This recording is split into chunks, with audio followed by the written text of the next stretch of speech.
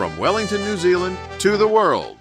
It's the Living Blindfully podcast, living your best life with blindness or low vision. Here's your host, Jonathan Mosen. Hello. With rapid advances in AI, can automated remediation make more websites accessible, or does the technology fail to live up to its promise? I speak with Lionel Wolberger, one of the founders of Userway, which offers automated remediation and much more. Welcome to episode 254, where we are returning to one of the most important topics for any blind person who uses the web.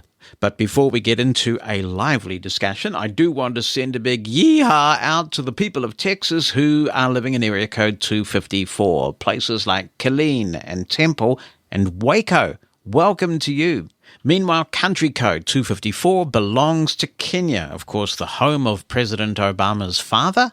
And some great athletes and all sorts of exciting things go on in Kenya. So if you happen to be listening to us from there, a special welcome to you. I'm hoping that there might be one or two, because there are over 55 million people who live in Kenya. I'm grateful to Numa Solutions for sponsoring transcripts of Living Blindfully, so the podcast can be as inclusive as possible. Inclusivity is a good word to describe all that Numa Solutions is about. And if you're employed, you'll know that RIM and Scribe for Meetings can make a significant difference to accessibility and productivity in the workplace.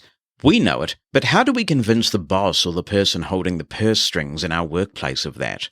Numa Solutions takes some of the pain of this process away through their self-advocacy kits for Scribe for Meetings and for RIM. Simply visit the Numa Solutions website, find the self-advocacy template that works for you for either product, fill it in, and send it to the person who makes the decision. It really is that simple to get the conversation started at your workplace. And if the person you're talking with has questions, Numa Solutions are on standby to help. So if you know you could benefit from Scribe for Meetings or RIM in your workplace, don't hesitate. Use the advocacy templates and start a conversation. To find out more, head over to pneumasolutions.com. That's PNEUMA solutions.com. The industry may not particularly like the term, but we've come to talk about accessibility overlays. I'm sure we'll cover this point. We've devoted a lot of time to this on the podcast because it does have the potential, if this technology really works, to make the web a better place, a more accessible place. If it doesn't, though, if it's snake oil, then it could be very harmful technology. And there's certainly been some very lively debate about which is which. We've covered Accessibility a lot on this podcast, probably because they have mixed it up. They've been quite active, perhaps arguably in a pretty negative way, with our community. One company in this space that we have not talked to or talked much about is Userway, and I'm joined by one of its founders, Lionel Wolberger. Lionel, welcome to the podcast. I'm really glad to be here, Jonathan. Thanks for having me. The NFB convention is almost over. I mean, it's gone so quickly. What's that been like for you, actually being in the presence of a lot of blind people like this? I'm very fortunate to have come to the convention. I've come for the whole convention. I'll be staying through the banquet. And it's really been eye-opening to be with I believe there's 2,000 people here, over 2,000. Yeah. And to not only have all the discussions that we've been having about the different needs and benefits that we can bring with our technology, but just having fun. I mean, we opened the grand piano. They tell me at the front desk that they don't do that. John Legend was here and they wouldn't open it for him, and yet they opened it for the NFB. And there was amazing musicians. We just sat around the piano and made music for hours. That was a delight. Yeah. The conversations are deep, and really just spending time and learning what it is to be among blind people. For example, not raising hands, but calling out a name, how the meetings were run. That's something I didn't know about. And so when I had 2 meetings, and so I ran them that way. Of course, raising hands wouldn't help if the person running the meeting can't see that. So you call out a name, and then that means that you want to turn to speak. Yes, exactly right. So there are a lot of cultural factors that I guess blind people who go to these things regularly just take for granted. It's one reason why I really looked forward to it, because I think there are some things that they're not really things to talk about. They're things to live. It's a lived experience. And it's really been a privilege, really wonderful to be here. The web has revolutionized our lives because we have more access to information than we've ever had before. It's really potentially an equalizer. And obviously we get frustrated when we go to a website with information that we need and it's not accessible, and it could be. And we have always felt strongly that the way to do that is to spread the word that you have to design these things properly. You have to be inclusive. Accessibility professionals have devoted their lives, literally their whole careers, to advancing that narrative. So when companies like Userway come along that potentially challenge that narrative and suggest that there's a better way, that can be controversial. How did Userway come to be? How did you get into this space? I just want to make a small correction. We don't feel that we're coming along saying there's a better way or correcting the way that you just spoke about. Obviously, everything should be accessible to all people equally. And anybody who would be against that, I don't know how you could argue that position. I think what really happened is just the sheer scale of the internet that you described. There's 200 million websites. There's more every minute. I went to a wonderful session by a blind programmer who was making a wrapper. So we're going to talk a lot about the web here, Jonathan, because Userway makes solutions for the web. But there's also what is called native code, software that just runs on PCs. And he was addressing the issue that native code isn't accessible. And he's made a wrapper for that. And he said, we'd love for all the developers to just write code that's accessible, but just new things spring up every day. And the way he said it, I think that really captured it. So that was Matt Campbell with Access Kit, is that right? That's right. Yeah. And Matt's no stranger to this podcast, so people will know Matt and his work with Numa Solutions and RIM and all those good things. Yes, and we spoke at great length. He came to my session, which was called We're Here to Listen and Ask Me Anything. And we spoke at great length and with some nuance. And I'm really here hoping that we can bring some nuance to this discussion. So the thing I do want to point out is just the vast scale that we're dealing with. 200 million websites. There are easily 2 billion people raising websites, dealing with websites, and the sheer scale of new websites popping up every minute with free and open source community code. People aren't writing their own code. They're copy pasting. They're using WordPress, all kinds of platforms. And so it's in that setting that Userway did come along with, let's say, some innovation. Not at all correcting course, not at all saying we shouldn't teach people to make things accessible. And Userway's practice is really good, if I may say so. One of our products is called the Empathy Lab. And we craft it as a kind of infotainment because it's very important for people just to be with a user of a screen reader.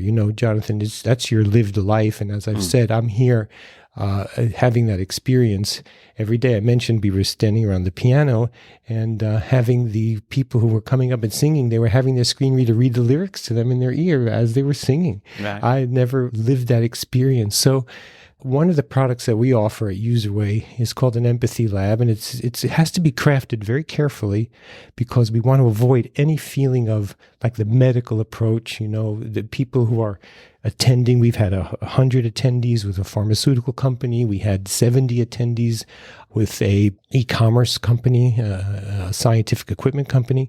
So this is one of our products.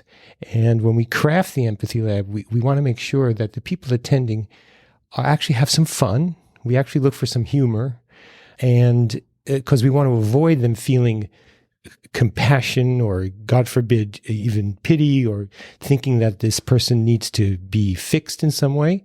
Instead, we make a journey.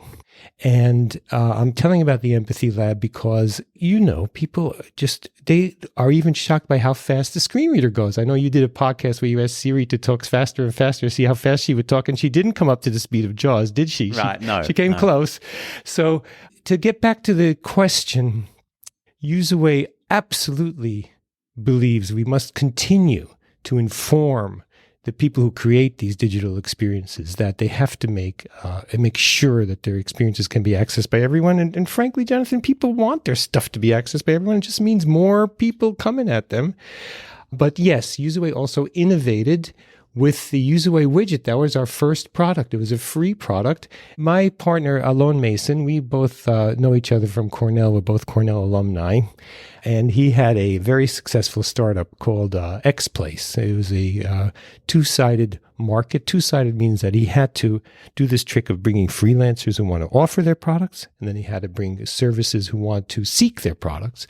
And he succeeded. It was an amazing website with hundreds of thousands of users.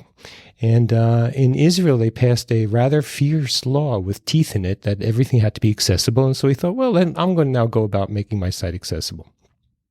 And the first aspect he tackled was low vision. Alon, I love working with him. He has such a beautiful sense of design. He's an Apple fan. I'm not. I was originally Windows. I'm now Apple because I work with Alon so much. But at one point I was teasing him and saying, what's with the one button? Windows mice have 3 buttons. Why is there just one button? And I'll always remember Alon said, no buttons. And I'll always remember that. And that's Alon's sense of design. He has a really good sense of how to make tools that are usable, easy to use, and fit the human being using those tools to achieve the human's goals. So Alon first made a widget for low vision. And these have since proliferated, but Userway was one of the first. And one of the most popular. It went viral. Quickly, people just loved this thing and put it on their site. He put it out in the wild for free because his main business was X-Place at the time. And you could click this widget, you could make fonts bigger, you could change contrast. And it was very popular. And I think one theme that we do want to keep in mind when we talk about nuance, when we talk about the discussion I had with Matt and with Curtis, is that there are different people with disabilities with different needs, and they don't overlap. People with low vision do enjoy having access to adjustments like larger font, reading guide, contrast adjustments. In some regions, they love it more than others. In Israel, it's very popular now. And a blind person doesn't need that at all. So that's where Userway was born, with the free widget. It had nothing to do with screen readers. It didn't change any of the underlying code to make the experience better for a screen reader. It did offer these options for people with low vision or people with cognitive issues who also sometimes enjoy having the fonts enhanced in certain ways. It makes it easier for their reading comprehension. Why make a widget, though? So when your co-founder discovered that his website wasn't accessible and there's some requirement for compliance in Israel, which is driving a lot of the technology in this space that's coming out of Israel because people, I presume, just want quick solutions and quick fixes. But why not get an accessibility professional in to do it properly? Jonathan, I object to do it properly. We're talking about doing it in different ways. Right. Well, that's another question. And we will come back to whether this actually works or not a bit later, because you see, I've heard so many people say these overlays, at least for screen reader users, actually don't do anything of value. So we'll come back to that. But I guess I'm curious about why it is that he decided to write something to remediate the code rather than just get an accessibility professional in to fix his own code. So he was doing both. I started the story from the low vision widget because that's going to be a centerpiece of our story, why there is a widget. We made a Userway widget, and as you said, it became known as an overlay, which we don't think is the best word because overlay means on top, and we don't really think it's on top. It accompanies, just like all kinds of JavaScript services, like chat, like cookie handlers, like review services. It's a service that accompanies. But to go on with the story, Alon did contact professionals. And just as he had built that whole site by himself, he studied up and became an accessibility expert, and he did recode his site, and he became very interested in those aspects that could be automated, because that's Alon's heart and soul, and mine as well, looking for places where people and technology can collaborate to make a better life, a life with dignity, what I call digital dignity. I am drawn to those situations where tools help us to be more human. Reduce us to being machines, like when you call those voicemails and they say, click 4 if you want this, click 3 if you want this, and the machine forces you to behave like a machine. But look at the other kinds of tools we have. The voice assistants are really amazing. And Google Translate, them making that for free is just astonishingly helpful. When I travel, you can say I become situationally disabled because things that I'm accustomed to doing, like just ordering food, become very difficult when I'm in Japan. I was in Japan for 2 weeks, and so I relied on Google Translate. That's a tool that helped me to achieve my goals. So yes, we have a passion for tools. Alon did study up. He is an expert now in WCAG, in front-end development, in making things truly accessible at source. And at the same time, we found that there were things that we could automate. We started with what we call the low-hanging fruit, the things that were easier to automate. Computer vision is a very mature artificial intelligence. When we started using it to automatically provide image alts, we were one of the first. Since then, it's just proliferated. Now the Chrome browser will automatically identify image alts. Microsoft's immersive reader will do that. I'm wondering when screen readers themselves will start doing that, because that type of artificial intelligence has become more and more commoditized and cheaper and easier to do. You're talking about computer vision as in recognizing images and then giving a text description? Yes. Yeah, so Jaws already does that. Oh, good. It's got a smart scan feature where you can invoke that and get a description of images. And so that is a tool that's in there. I think there may be an NVDA add-on, but I don't know. I'm not an NVDA user, but Jaws certainly has it. Can I come back and ask you about alternative approaches? What would happen if all this energy was put into advocating to the manufacturers of the big CMS products like WordPress that essentially said, you must not list inaccessible themes in your theme store on the WordPress site.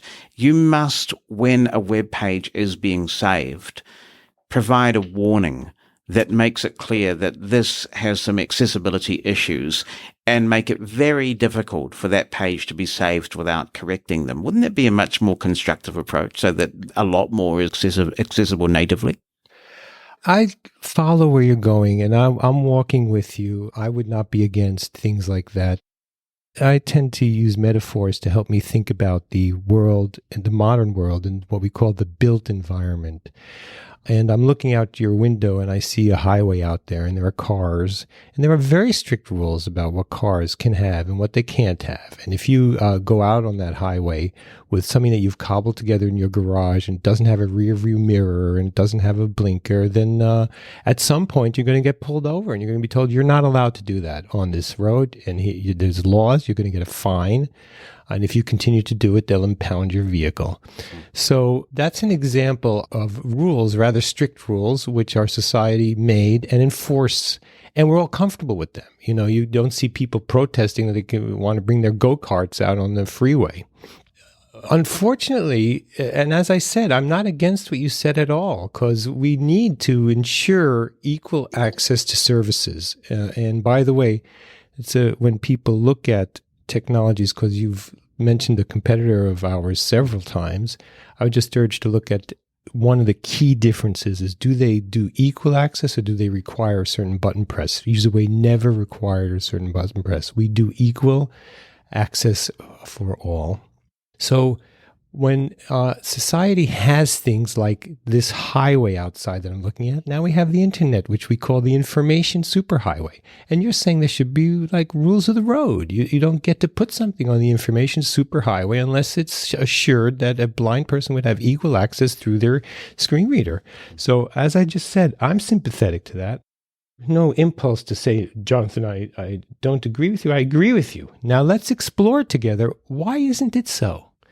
And I would suggest that it's not so because it's just a much younger thing. We've had roads and highways for 110 years. And we've had the information superhighway for only about 30 years. And it's unbelievably, we call it democratized. I'm not sure that's the right word because everybody jumps on it, no matter what their political government works as, but anyone can get on the internet superhighway, and that's, I believe, what Matt was saying, that just new code springs up every moment like weeds. Think about it like a field, it's just seeds fall and weeds grow, and who's going to enforce these rules? We're trying. We have laws now that point to WCAG. WCAG is an incredible achievement that we can all look at it and learn it and assess. There are gray areas, as you know. There are not. You bring 3 accessibility experts, and you might get 3 different opinions about certain aspects of WCAG. Just to change topic a little, because it helps. We did a training for designers, and we went to. There's a very popular design site called Dribbble. And just to make the point, we looked at what are the top 10 popular designs at this moment. And they all had color contrast challenges. They all would not be accessible, Jonathan. And that's after decades of sending this message. So why does this remain a challenge? I don't know. But we should pay attention to the fact that we want everyone to think this way. And yet the top 10 designs are not accessible. And so that's why I hope people can open their hearts to the innovative approach that Userway takes, which is to put automated checkers. By the way, everyone's using automated checkers today. The so-called overlay controversy only comes into play when you say, I'm going to do automated checking in the last mile in the user's browser. No one's against doing automated checking in the test environment. Yeah, but you're doing more than checking, you're remediating, and I think that's where the controversy comes. I mean, I remember a thing called Bobby that was around 20 years ago that was doing automated checking. But I think the issue here is once you've verified that there's an accessibility problem, how do you remediate that? Standards are available in physical buildings.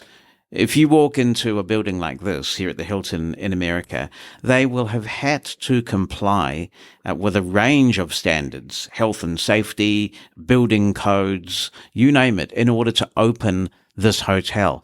Why aren't the blind entitled to the same respect in that there are standards that must be adhered to if you publish a public website? Again, of course, the blind are entitled. But they're not, though. Otherwise, there wouldn't be a need for this technology that you're doing. If there were standards that were enforced and enforceable, there wouldn't be a need for Userway, right? Because the world would have to be accessible on the web. I hear you. I would point you again to the issue of maturity. You mentioned buildings. Well, buildings of this height, I started in 1880s in Chicago. And fire rules about buildings. I'll just remind you, if a fan of history like I am, that the fire department was invented by Benjamin Franklin. And when fire departments were first made, you had to sign up with a particular one. And they actually, if you didn't have the right fire department, they were even setting fire to the competing fire departments' buildings.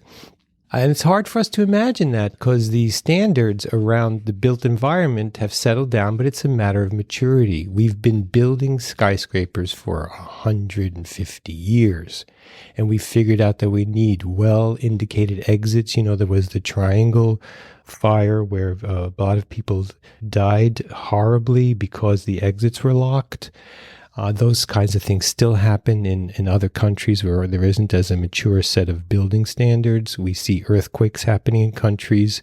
There was one recently in Turkey, a tragedy where many buildings fell down because it turned out that the people enforcing the building standards weren't really doing their work.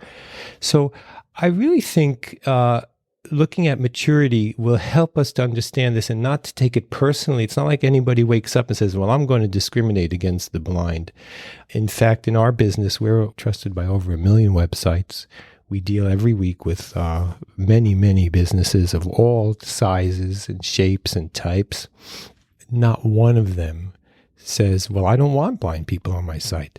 In general, we have just the opposite thing. I didn't know, they say. Why isn't it working? Why do I have to buy this other thing to make it work? Why do I need an accessibility expert? I sometimes tell them the story about buying a car. I say, you bought a car and you have a child, and then they say, no, you have to buy a child car seat. Now, I have a Toyota. And it's unbelievable how you can fold down the back, fold down this, move, you can take the headrests off, and then you can fit a whole table in there. I've had to move my son and put all kinds of furniture in the car. It's like a transformer robot. It's unbelievable how you can fold it all different ways and make all this room. But a seat for a child? Oh, we couldn't figure out how to do that. You just have to go buy that separately. Why is that? That's just how cars are. Currently, that's just how it is. I don't think anyone woke up and wanted to discriminate. It just keeps being that way. That's an interesting approach, because when the iPhone came out in 2007, I remember touching an iPhone, and all I touched, of course, as a blind person, was a useless blank piece of glass. Now, that iPhone didn't become accessible out of the goodness of Apple's heart. It became accessible because it would endanger certain revenue streams if it were not accessible. So I'm suggesting that actually, if we go down this track of automated remediation, we are letting people off the hook by not doing what we've done. We can walk up to any computer in the world now and have it talk. If it's running Windows, you've got narrator. If it's running a Mac, you've got voiceover. There are options for Linux. Chromebooks have their screen reader built in. But that didn't happen by accident. It happened because we insisted as blind people that it happen. We're going to talk about the specifics of your technology, but the actual philosophical harm that Userway and companies like Userway are doing is letting people off the hook, because an automated solution is never going to be as good as the real deal. Do you not agree with that? That you're going to have to manually intervene on a regular basis. And if we as a blind community are not getting out there and literally marching in the streets for proper accessibility, we are not going to realize the promise that the web offers. Again, I hear you, and I am 100% sympathetic to what you're saying. I think the different opinions here are traditional in the blind community from what I've learned. Two examples that I've learned about through my extensive work with blind people is the pavement bumps at railway stations and the clickers at traffic lights. These are two examples where the house was divided, where I believe the NFB itself was against the pavement bumps. Yes, this is a uniquely American problem, by the way. So, I mean, this NFB was pretty much on its own and not approving of those things. Okay, so what I'm pointing out is that the House can be divided on certain topics that are of critical importance to the blind community. And I would like to respectfully propose that this is a place where the House is divided, and I'll explain why. Again, I love what you said, and I think the blind community knows this better than the world at large, which is very often vulnerable populations will accept a less than good technology because at least it helps. And then the technology gets fostered and grows in its capabilities within that subgroup, and suddenly it becomes good enough, and then everyone starts using it. It's a kind of curb cut effect. So closed caption is an example of that. I remember when my mother turned on closed caption a long time ago, it was just awful. It was almost ludicrous, all the errors that were in it.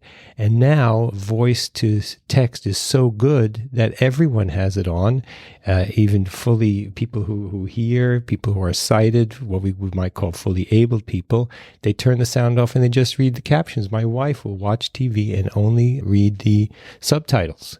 So audio description similar. A lot of people are now switching audio description on. There you go. And because they enjoy the multiple modalities. And that is a really powerful curb cut. And I don't think people who are just watching Netflix realize that there was decades where blind people had to put up with craptions. And I think they still call the automated captions craptions because they're still not quite good enough. But they got better quickly. Now, what I would pose to you very respectfully, I would suggest that the House is divided here for the following reasons. You've said multiple times that this kind of edge detection and remediation, and if we have the patience, by the way, Jonathan, it's really important to divide those two. They're related, but they're separate.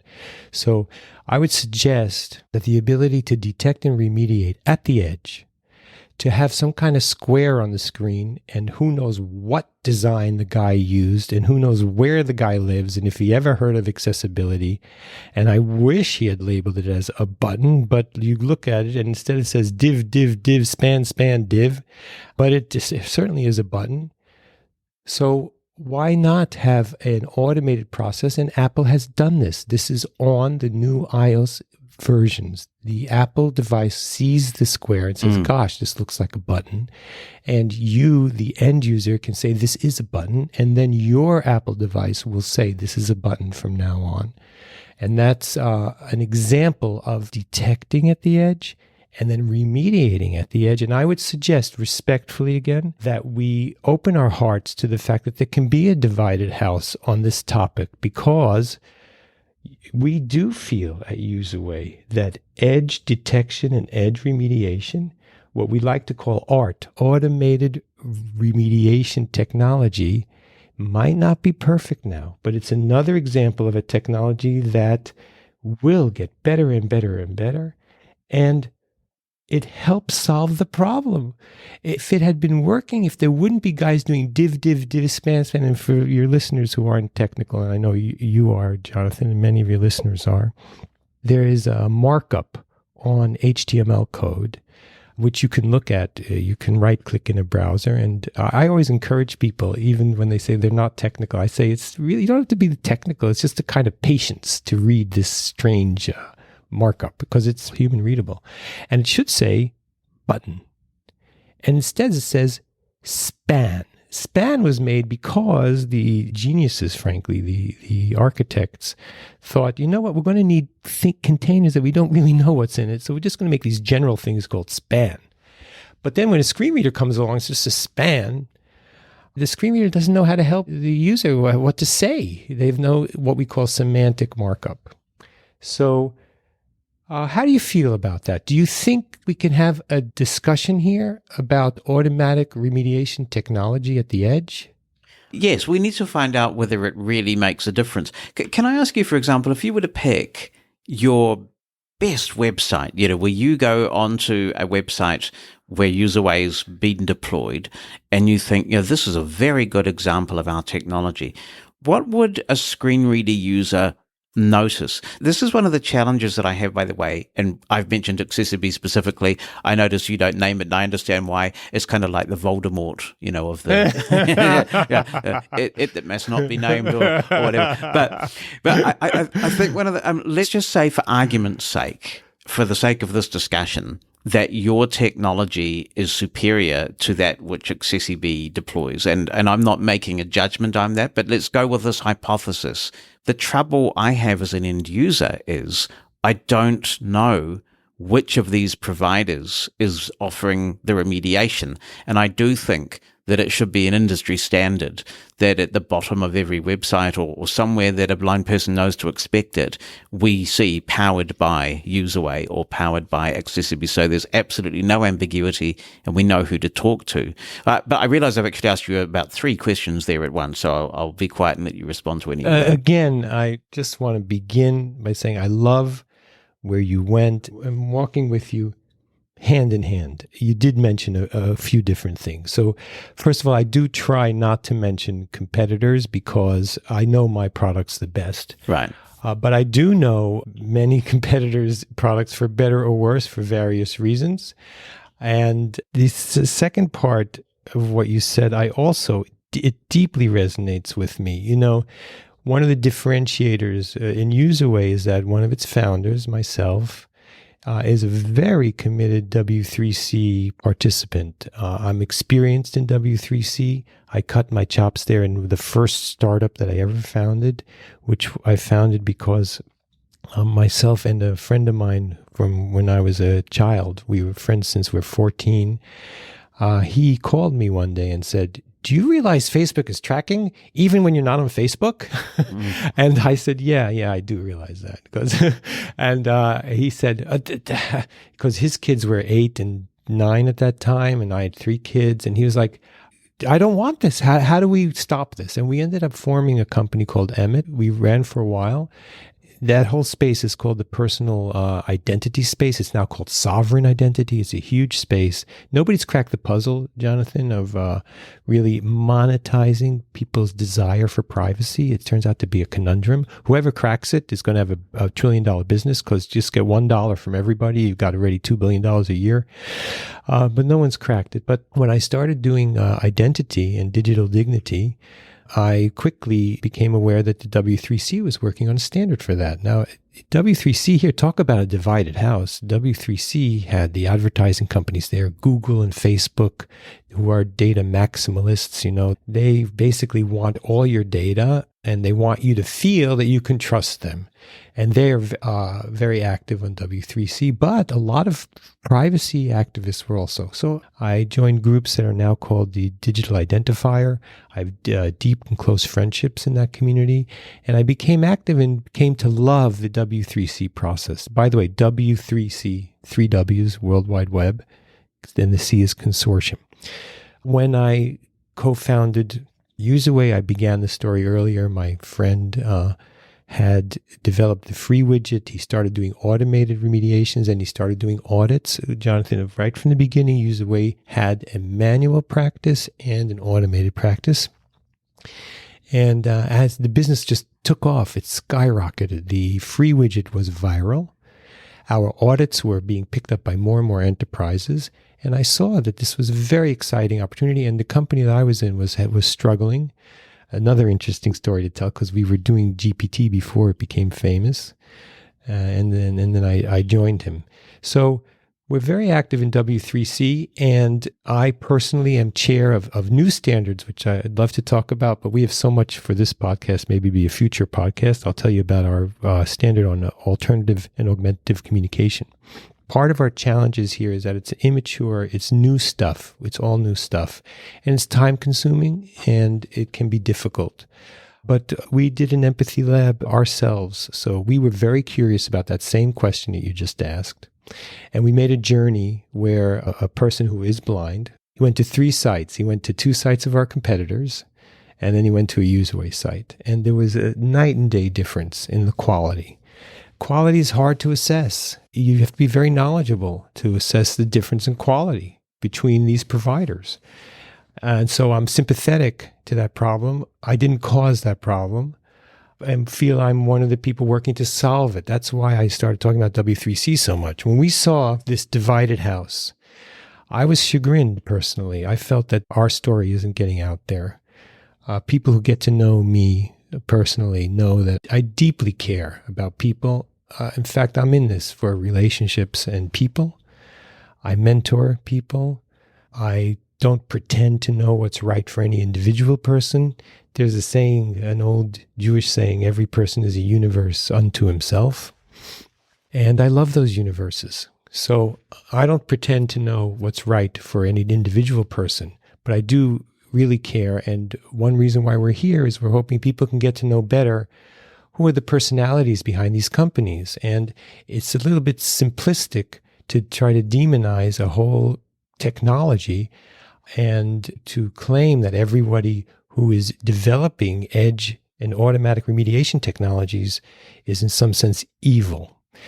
So we understand that it is hard to determine quality, and that's why in W3C we've developed a new specification. It's new. I shared it with you the other day. I think you read the first page. I did, yeah.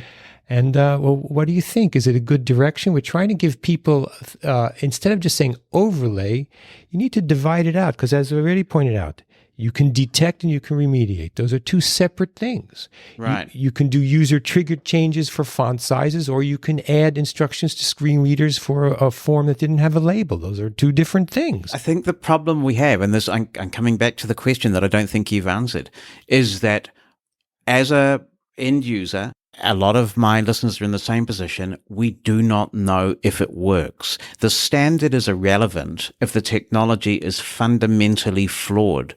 Now, you mentioned Matt Campbell earlier, and Matt Campbell is part of a team that has developed an extension for Chromium-based browsers called Accessi Bye Bye.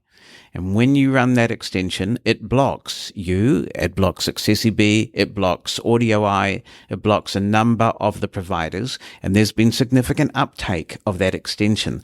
And what I've said to Matt is I want a hotkey, if we could, so that I can toggle accessiBe off and toggle it on again. Because I want to ask you again, how do I know that this technology is making a difference if you won't let me, first of all, find out who's doing it? Is it you? Is it accessiBe? Is it AudioEye? And secondly, that I can toggle it off so I can have confidence. See, I don't know whether the technology Userway is using is making a difference because I don't know which is yours and I can't switch it off. So how can I tell? There's a lot of things going on. Let me just go one by one. If a site is using Userway's free widget, which has nothing to do with screen readers, it only offers options for low vision or cognitive issues, then you'll know it's there because it'll say, click here to open the Userway widget. If a site is using Userway's automated remediation technology, which means that the widget is both detecting and remediating, then you need to be a little technical. You can right-click and then you'll know because Userway's additions are marked with the letters UW, and you can tell. So it's not like we're keeping anything a secret. If Userway is only being contracted for its training, empathy labs, and manual audit practice or scanner, then you can't tell because there's no indication at all. But that's the same with every accessibility provider. The leaders in the community who have been in the business for 20 years, they're consultants. One of the consultants who is in the sense of this divided house, he's, I would say, a leader of the opposition. He said point blank, I consult for companies that end up getting sued. That's not my issue. I consult, I train them, and what happens is their own destiny. So you can't tell which consultant helps. And so if Userway is contracted only for our consulting, training, and audit services, then there's no way to tell currently because there's nobody in the industry. Sure. There's no policy around that.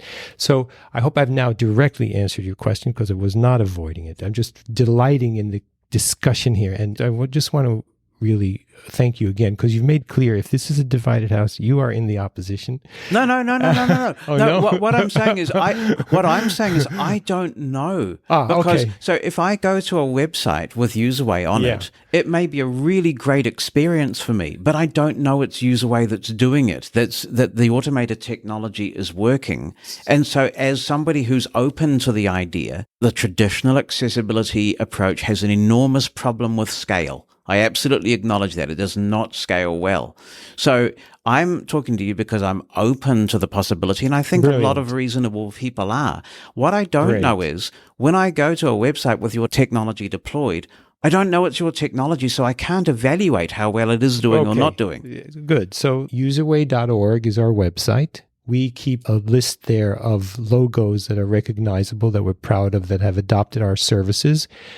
Again, it's tricky, not because we're trying to make things more complicated, but I want to remind you respectfully, and this is something Curtis Chong talked about in our meeting that was called Here to Listen. He spoke to, and he said, in the blind community, there's a very small percentage of people who are technical and patient, like yourself, like Curtis, like Matt, who we keep mentioning.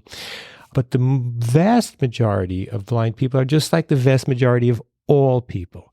They don't understand that these things that feel simple, you pick up your phone and you want to make an appointment for a medical visit. So you type in the name of the clinic and then you click and then you're having trouble making the appointment and you get upset. Who do you blame? So many people, right, Jonathan, they say, I was using Google, right? They don't even know that they're on a website. So there's a chain of complexity which we didn't create. It's a fact of modern life that things are complicated. It took me years. It actually would upset me. You'd get the phone, remember, and then you'd get the internet service provider, and then the internet wouldn't work. So you'd call the phone and say, well, that's not us. Let's see. And they both had this similar name. One was Verizon, one was Verizon Inc. And it took me 5 years to figure out who was who. It was really frustrating. So I feel one part of your question is that frustration, and I'm honoring it. I'm just saying I didn't cause that. Right. Now, to help, I'm really going into the question. So you can go to our site, userway.org. Mm-hmm. We have there a list of many companies. I'm just pointing out some of them may have the free widget. Some of them may have the automatic remediation, which is what you're interested in. So I'll give you examples of sites that do use the automated remediation.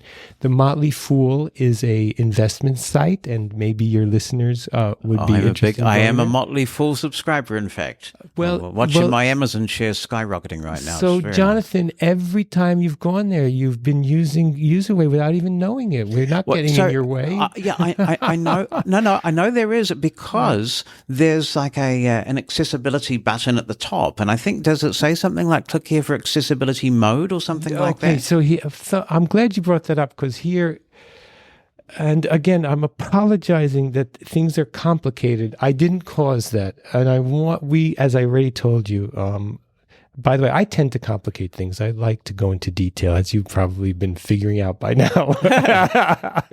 And it's one reason why I have such a delightful synergy with my partner, Mosen, who, by the way, I call myself co-founder because I've been very significant. I am a very significant part of Userway. My title is Chief Compliance Operating Officer, and also I'm the Chief Security Officer. I'm responsible for the architecture of Userway, which I'm super proud of. It's a privacy-preserving architecture where we ship the algorithms to the browser. I have so many things that I would be happy to share. But my partner is into simplicity, as I already told you the story, where I was complaining about the Apple One button, and he said, no button. So we're not complicating things deliberately. And I know that some people on the opposition in this divided house listen to your podcast. And that, again, I thank you for having me on. So I'm even speaking directly to them and say, please cut us some slack. Understand that we're not causing this complexity. It's just there. Now, we offer several different products. And one of our products, the Userway widget, could be free, or you could use the widget that does automatic remediation technology, which is very cool. It's art, which is kind of cool. If you have that on the page, then a person with low vision or cognitive issues may want to click it to open it. Now, that's very different from the competitors that you've mentioned who do something different. They want you to click it to roll out their automated remediation, or it might not be even be automated. We have a competitor that does it all manually. Right. So that's very different. Now, again, I'm reminding you, my brain is, for some reason, I've been like this since I'm little. Maybe some people say I'm on the spectrum in a way. I have the patience for all these details. That is what we're doing in W3C. So if you look at this accessibility edge specification, one item is, do you need to click it to bring in these automated remediations, which you have made clear, Jonathan, that you are concerned that they're low quality? I'm honoring that. I'm reminding you and the listeners, I heard you. I think that's an exciting place where technology will develop fast. But that is not what Userway does. Right. No, you don't have to click us to turn on our automated remediation technology. Okay, so let's talk about the Motley Fool website, because that's a website I'm very familiar with. And at the top of that page, of all the pages, there's a button that says, I think the alt text says something like click here for accessibility mode, or I can't remember the exact terminology. So what I inferred from that was that if I don't press that button, I'm not getting automated remediation, because that certainly, I believe that is how one of your competitors, Accessibe, works. And I guess at least with Accessibe, I can tell what it's doing and whether I approve of what it's doing or not. So this is a different approach with Userway, where unknowingly, I may have been benefiting from the remediation because that button does not actually toggle it on and off as other accessibility providers may do. So what I can say now, being familiar with the Motley Fool, is that when I go there as a screen reader user, I find it pretty nicely delineated with headings. There's nothing there that I can't do, and it doesn't look to me like a quick automated job. It looks pretty thorough to me. But see, that comes back to the earlier part of my question. It may be that people who really care about this stuff, I mean, this is our access to information we're talking about. In some cases, it's our livelihoods, it's our independence. So emotions are going to run high. If I can't tell that you're doing all this good on the Motley Fool website, because I've got no easy way, and maybe Matt's going to give me one with this toggle I've been asking for with his Chrome extension. But if I've got no easy way to turn it on and turn it off so I can see the difference, I mean, maybe the Motley Fool is a really crappy website without Userway on it, but I don't know that. And so it may be that you're getting a lot of a bad rap for no good reason. I'm excited because can we quote you? Can we put your picture on our front page and say, I use Motley Fool and I love it? Well, here we are on a public podcast, I mean, but you see the point that I do. That I can't tell that it's you doing that. If you are actually doing good, then you're kind of hiding your light under a bushel, because there's nowhere on that site that says it's powered by Userway. And I have always assumed that by not pressing that button at the top of the page, I have not activated any automated remediation. Like I said, I'm excited now because, as we've said, there are a small minority of people who are technical, and we're here to listen to them, and we've had great conversations. But the vast majority of people here are just like the vast majority of people everywhere. They don't really think in these technical or mechanical ways. And I've just said to everyone who came over to my table, they say, what is this? And I say, we're Userway. We are a digital accessibility solutions provider. When you go to a website, if it has Userway, it makes the experience better for people who use a screen reader. Yeah. That's what I say, and that is the truth, because that covers everything we do except the free widget, which doesn't do anything for a screen reader user. So this is a challenge of communication. If you do manual navigation, I'm going to click tab. The first tab, it says skip to main content. So the Userway is on this site, and you're getting a chance to skip to main content. We do that in case there isn't a native skip link. If there is a native skip link, Jonathan, then in Userway, you turn off the Userway skip to main content and you get your native skip to main content. That's a choice that we give to our users. Now, the next time I click tab, it says enable accessibility for visually impaired. Exactly. And here, I know, and you've said it confused you. I honor that. I understand. Well, if I don't press that button, I figure it's not enabled. But I think that's a perfectly reasonable assumption. Yes, but we meant low vision. Okay. And then if I click tab again, it says open the accessibility menu. And I'll tell you, internally, we discuss, do we need to offer that option as well? Couldn't they just tab over to the widget? And then there's one more, open the accessible navigation menu. Now, this is an interesting topic. I think your blind listeners might be interested in this further detail. We talk about curb cuts. Curb cut, as I'm sure most of you know, is the effect where the wheelchair motor impaired community had to had to struggle to get curb cuts to be enshrined in law. And once they did that, everyone enjoys them. In fact, in Israel, where I currently live, they actually say for mother and child. They literally say those words, for mother and child, because when you have a stroller, you want that curb cut. When you have a skateboard, when you have a bicycle, and of course, if you're in a wheelchair, you need the curb cut. So curb cut is the word for a accommodation that has been invented and perfected for a vulnerable community, but it ends up helping everybody. And we love curb cuts. At Userway, we think it's a curb cut the way blind users have become accustomed to discover what's on a page by going to button navigation, link navigation, and heading navigation. And sighted people in an ordinary browser never navigate that way. They don't. And we're excited by it. So we built that into our free widget and our automated remediation technology widget that you can open a dialog if you're a sighted person, and it gives you the list of headings, the list of buttons. So that's the accessible navigation menu.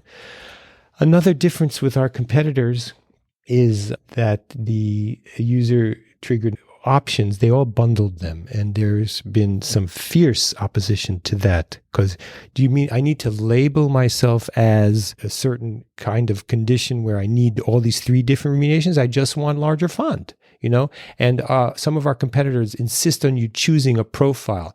Userway did not have profiles in all of our early versions. But when we saw that many of the competitors were doing that, and we saw that people liked that and were even requesting it, so we added You can optionally select a profile, and then we'll turn on a bunch of things for you. But we don't require it. We do not label That will set people. a cookie with it so that it works across sites. Oh, you brought up now there. Well, we have to be very careful here. You brought up a topic I love, which is, frankly, wouldn't it be great? You go to the trouble of saying, I want this font. Maybe, by the way, we have a dyslexia-friendly font. We understand that it doesn't solve, there's no such thing as solving dyslexia. We understand that it helps some people. And let's say it helps you. You love this font. You'd like to bring it everywhere. Why not? Or you've turned on Zoom. You want dark mode. Whatever your preferences are in the Motley Fool, why can't you bring them everywhere? So I just want to, we're touching a tender spot, and I want to share and really to dialogue about the issues around this. So on the one hand, we don't want to violate people's privacy. I've already told you I am a privacy nut, okay? On the other hand, we want to bring a portable profile with us. So in the W3C Accessibility at the Edge community, where we're listing what you can do at the edge, one thing that we're very excited about is we've said you could, we're not saying you should, you could have a portable profile. That would be a good thing. And that's not up to the content source to give. That's up to you at the edge. It's up to the edge provider like Userway. So we've put it on the list, and we're working on it. We're working on it with the verifiable credentials and digital identifier community to open the door to this discussion. It's not going to be simple, Jonathan, because we don't want to give away things. But the use case that I'm stuck on, just as an engineer, is why should you download images if you're blind? Why bother? Yeah, I actually used to have images switched off for that very reason, because it makes page loading much faster. Much faster. Much faster. But then there came certain instances where that was affecting the user experience, so I reluctantly had to switch images back on. But yeah, it's an interesting question. So I'm very intrigued by the specific Motley Fool episode or example, and it might be possible for me to just block the Userway stuff and see what the experience is like without it. I mean, do you happen to know, is it appreciably more horrible as a screen reader user? So I need to say quickly, Motley Fool is our customer. We think they're wonderful. We're so excited. I do too, when the recommendations are good. And, yes, when they joined the Userway family, we're very excited. I want you to know that Motley Fool is deeply committed to accessibility at source. We have many customers, Jonathan, and they're all different types. I would say every business is unique. But I just want to stress, Motley Fool has a rich internal accessibility practice. But they chose Userway because they wanted the low vision on-site remediations, and they wanted the automated remediations for those things that they haven't yet fixed. So I just would like you and your listeners to know they are deeply committed in the proper way to accessibility. That we have some customers, large companies, up to $1 billion revenue, who they just want everything to be done automated. And this goes back to the discussion near the beginning, where you've already stated your position that you want those companies like, wake up, guys, throw cold water over them. But people have that position. They just want to throw automation on it and move on. And we don't want that either. We sell all the solutions, Jonathan. We want them to teach their developers to do it right. But Motley Fool is not a case of that. They're deeply committed, and they just loved the choices for users, and they love that it will catch certain things that might have slipped through until they get a chance to remediate at source. So it may be that in the case of the Motley Fool, at least, the major differences are low vision related, and that the site for screen reader users may have been relatively all right in terms of its structure and other things before remediation. And by the way, only because we're talking about so many important things, it's a chance for me to just say your podcast is wonderful. And if people have dropped in here just to hear Userway, I recommend the Living Blindfully podcast. And I think there's something called the Mosen Explosion. The Mosen Explosion radio show, I do. Yeah. I mean, it's just, and Jonathan, you haven't made any musical references on my podcast. I want one. We'll try and get there. But we're talking about so many wonderful things. So let me now finally address your point, which I 100% agree with and live with, which is Wouldn't it be great to, if there is a site with an automated remediation technology, to do a comparison, turn it on and turn it off? Yeah. And you're absolutely right. If Matt puts an on-off switch, you'll be able to do that easily. We are working with one of the world's largest blind advocacy groups. We're about to close the contract where we will be able to do those tests. They're not totally simple tests, Jonathan. You take a certain kind of patience, a certain kind of, you have to remember what you did. You have to do it with the automated remediation technology, without the automated remediation technology. So it's just a complex test. It's a test that we love, and we've done it. We had an internal empathy lab for our team. We do empathy labs for our internal teams all the time. And one of them, I told you, we make it a kind of infotainment. So in this one, the fellow who is blind went out to, I can't remember exactly, but he ended up wanting to buy a motorcycle. And that was a competitor technology. And the experience was god-awful, Jonathan. It was really awful. And then he decided to go to investigate buying an airplane. So, that's funny because he's blind. So there's it keeps the audience awake. And that was another competitor. And the experience was really bad. And then he went to send Elon Musk a message that he wanted to fly on the SpaceX. And that was Twitter before he fired all the accessibility people. And then he used a Userway site. And the differences were night and day. Now, that's a long session, Jonathan. So really, I just think it's time and money and maturity. Look, another example, you see I'm a history aficionado. When electricity started being a thing, think about it. The world is made of wooden buildings, brick buildings. Everyone's cooking at home on fires. And then Thomas Edison invents electricity. Nikola Tesla says it should be alternating current. They've got this new thing. Thomas Edison wants so much to disgrace Tesla that he's electrocuting dogs and cats to say that Tesla's alternating current is more dangerous than his direct current. And then suddenly there's all these things being built, washing machines, lights, and people are dying. And so you end up with something called UL. Today you don't even notice it. UL, Underwriters Laboratories. Independent firm that would say this device meets the specifications. It won't kill you. Just don't drop it in the bath. So all these automated remediation technologies, they're just so new. It's not a simple test what you're proposing. We would love it. Please do the test and contact us.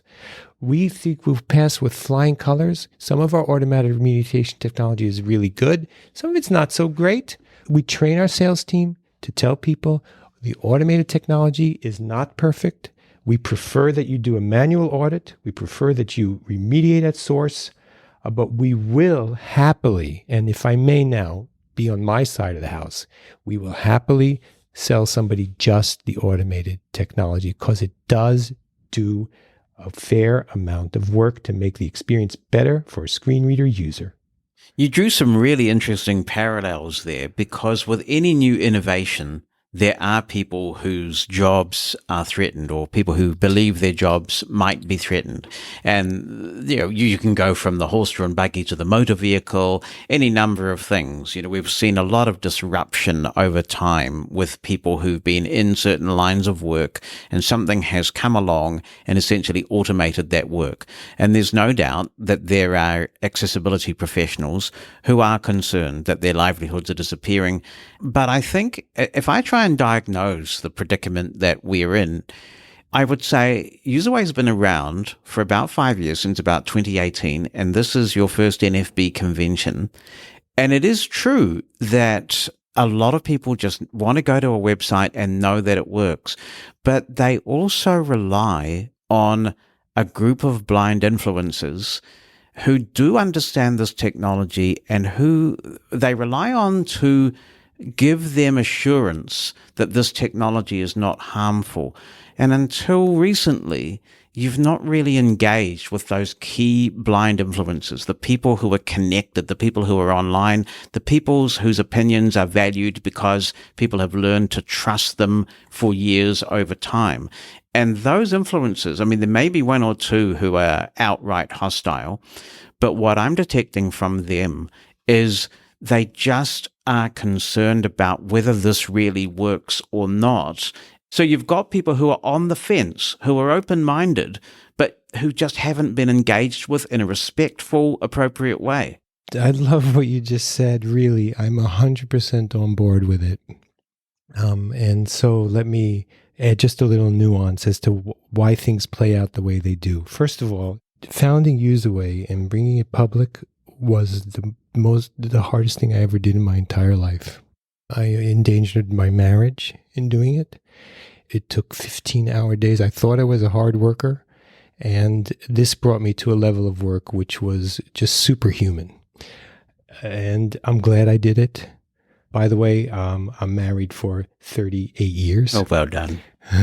And we've patched things up. In fact, my wife says I completely exaggerated and the marriage was never. But she was just tired of waiting around for me, Jonathan. And I got worried about that. And I thought I went a little too far. So the first part of my answer is there's just not enough hours in the day. I have a nephew who has real challenges. And I mentor young people, and I haven't had enough time to help him to do his job hunting. So I like nothing better than these conversations. And I hope if just the people listening, if you want to talk to me, please do. I love the dialogue. I'm not afraid of being on the other side of the house. In fact, I think that's a dynamic society. I've mentioned the Jewish culture. We have an old joke.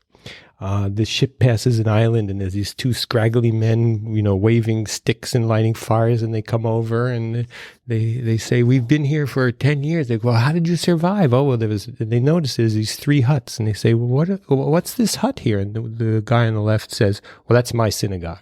Mm-hmm. And so they say, "Well, what's that one over there?" The guy on the right says, "That's my synagogue." And they say, "Well, what's the one in the middle?" They say, "That's the one neither of us will go to." So there's a deep tradition in the Jewish culture of difference of opinion being a healthy thing.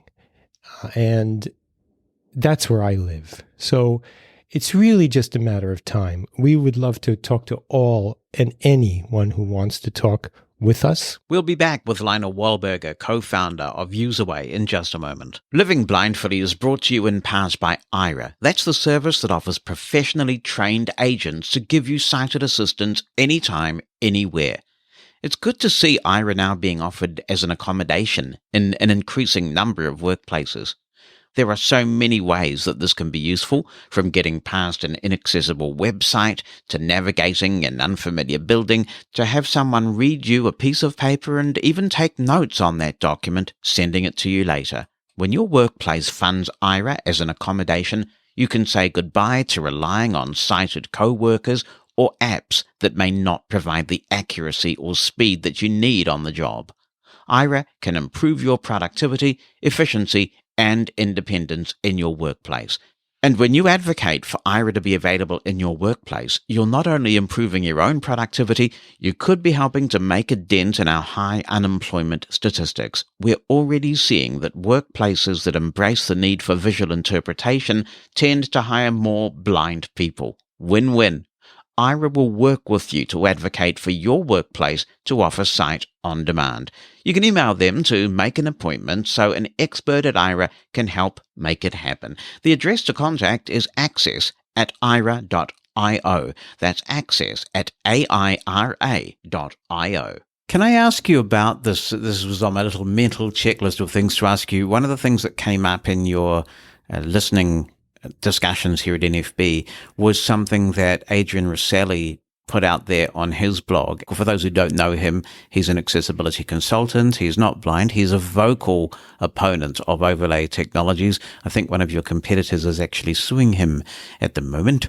He is alleging that the WebAIM tool that detects the accessibility of websites and compliance with web standards has been worked around by your technology. And I did want to give you a chance to respond to that, because this comes back to this whole truth question. It's a great question. So there are many automated scanners in the world. I'll just remind our listeners, there's automated detection, which is different from automated remediation. And I would say, just to simplify, that in the community in general, there is a consensus that automated detection is a good thing. There's a W3C supported community group called the ACT Rules, which is dedicated to automated detection. One of our competitors chairs that committee. They chair it fairly. So there is a free and open source availability of the automated detection. They also then sell their own product wrapping that. So we use different automated detection rules. But I would say, and this is maybe a moment you could just dissent, that people agree that automated detection is a good thing. Many people feel it should only happen in the testing environment. And some companies like Userway think automated detection should happen in the browser when the user experience, because that's the only place where a company can know what's really happening, because there are all these third-party services happening there that don't happen in the test environment. Right. Okay. Now, there are many automated detection tools, and WebAIM is one that we Userway actually will speak about sometimes. There are others that we have to deal with because they're used by plaintiff law firms. Basically, plaintiff law firms and what's called the drive-by lawsuit industry, which monetizes the laws for accessibility, will run an automated detection tool and then just file it as if it's a correct report of defects on the site. So there's one, I'm just sticking to my policy of not naming competitor products, but there's one that's particularly awful, and it shows up constantly because the plaintiff firms love it because it's not good, Jonathan, and it does a lot of what's called false positives, which means it falsely says you have these 18 violations of WCAG, and it's wrong because automation is often wrong. So of all of these automated detectors, WebAIM is one that we like. It's hosted by the University of Illinois. We have a personal relationship with the director, Jared, who's an amazingly good force in the community. We like it. We talk about it. And we will sometimes even have our customers, if they're curious, to try to assess a site in a different way. We would recommend that. We would love to recommend the open source ACT, but as I said, a competitor chairs that community, and if you load that tool in your browser, then you're going to get opportunities to that competitor. So that's a tool that we don't recommend as often, but that's one that's also very widely used. Now, WebAIM makes a lot of false positives. It's natural that it would. It's an automated tool. One set is color contrast. When I was at CSUN a while back, I had a meeting with Jared, and Jared said, you guys are doing something when WebAIM runs. What are you doing? And I said, I don't have the whole list, Jared, but one thing we do is we turn on color contrast. And here, Jonathan, we're in a strange space. And again, I'm urging your listeners to be patient because this gets a little technical. But we're in a strange space where we're going to be more and more in the modern world, which is when my robot talks to your robot. That's what's happening because you have a site with Userway, and as we've said, we have automated detection, automated remediation by I'm just calling it a robot to make it a little bit cuter. It's algorithms. And suddenly this other robot shows up, Wave, and says, I'm just trying to detect what's going on here. Now, my robot sees Wave show up. So then the Wave robot says, you've got 46 color contrast violations. Now, we had a meeting about this early on and said, this is just not true. It's not true because a color contrast violation in a legal sense means that there is not a method to correct it. Now, the people who were customers of Userway, you can do one click and then there would be no color contrast violation. So we said, why don't we, when we see the Wave robot wake up, we'll say, hold on a second, robot, let me turn on my color contrast changes, and then you can go ahead and assess, because then you'll say, there's no color contrast violations, which would be a true statement. So that's one example. And there are many. There's about 14 examples. I'd like to give you one more if you have the patience. Yeah, I've got infinite patience. Okay. So another example is, again, this is very technical, but there's something called lazy loading. You open a web page and it just seems like the web page is there. But think about it. You scroll down sometimes, you get this fuzzy thing, and then suddenly it's there. Why is that? Because search engines, Google, really prizes fast loading. And so a pattern, we call it an architectural pattern, was to give the page the minimum that it needs so that it can be there. And if you scroll down, we'll deliver more. It's a very accepted pattern. I'd say, in fact, all major websites now work that way. This has implications for screen readers. Let's say in the first package that we give, because we have to give the whole page, we give all this stuff. And there's something called ARIA labeled by, which means I'm sitting on your page.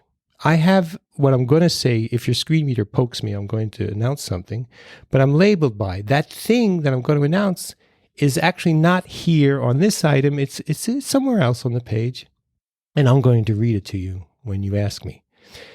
On first page load, the ARIA labeled bys aren't there, Jonathan. They're just not there. So now the Wave robot comes in. I already told you, of all the automated scanners, we like Wave. We respect the University of Illinois. And it's a false positive. It says, gosh, there's these violations. It says ARIA labeled by, and there ain't nothing here. And we're like, no, it's not there yet, because there's been no scrolling. This has nothing to do with Userway. This just has to do with the page itself and how the Wave robot isn't clever enough to force everything to load before it does its evaluation. So that was another thing that we changed. So our robot sees the Wave robot, and our robot goes, well, we know this robot. We know that this robot is deeply stupid about ARIA labeled by. So we're just going to tell it, all the ARIA labeled bys, don't worry about that. Now, we could have done more intense work to load all the ARIA labeled bys. I think we did a simpler algorithm than that. We just told the Wave robot, ARIA labeled by, it's cool, it's covered. Those are two examples. There are a lot of examples. Right. And the advocates that you mentioned a particular gentleman's name. I spoke with that person. He routinely, I would say, misinterprets what we're about, what I'm about. And he doesn't know all of these nuances that I've just told you two examples. Yeah. So why would you not go back to the source and get them to fix the issues you say exist, rather than essentially to work around them? It's not a good look, is it, to essentially try and mitigate the testing tool that you believe to be inadequate rather than get the testing tool to fix itself? Well, first of all, the best thing would be for the WebAIM team to meet the Userway team. And Jared was all for that. We're just both very busy. That's why I began my answer with just how busy we are. And we're going to have those meetings because we, again, Userway, if I may modestly say, we are leaders in not only deploying these technologies, but deploying the patterns that can sustain even our competitors using them. So what we're proposing to WebAIM, and we're going to have these meetings, Jared has said we will have them, we just haven't yet had them, is that our robot will send messages to Wave's robot, and Wave will display those messages. So that will not just work with Userway, but it will work with all of our competitors. Because the future is robots talking to robots, which I know is like insane. It's hard to imagine. But the reality is that people are coming to a website. They're not really interested in accessibility. They're interested in making a buck. They're interested in sending out a lawsuit and forcing the business to settle. So they're going to run WebAIM. They don't care what's there. They don't care who's what. They want the result. They want it to say 18 errors. They want to send that letter. And then already the business has to hire a lawyer, and you're already starting to deal with thousands of dollars just because you've sent a letter based on WebAIM. Yeah. So our way forward, we're going in this direction, we're not there yet, will be that WebAIM itself, when you run it, it will present a message, and then WebAIM will integrate with Userway so that Userway can say, you might be saying that there are color contrast errors, but we have a color contrast button. You might be saying that there are ARIA by labeled, but we have ARIA labeled by, and you didn't lazy load, And I think that's the way forward for the solution for this problem. In terms of those lawsuits, I believe Adrian has written a piece called Userway Will Get You Sued. He did a series of those. Pardon me, Jonathan, but it's offensive. I would never say that about another company. And actually, we did say it once, and we took it down because That's not fair. It's not accurate. It's not correct. And the fact that Adrian says that every day, says something that is incorrect, that is an incorrect statement you said, my friend, seriously. And I don't like it that you said it. I raise it in order to give you an opportunity to respond to it, because there'll be a lot of people listening to this who have read this.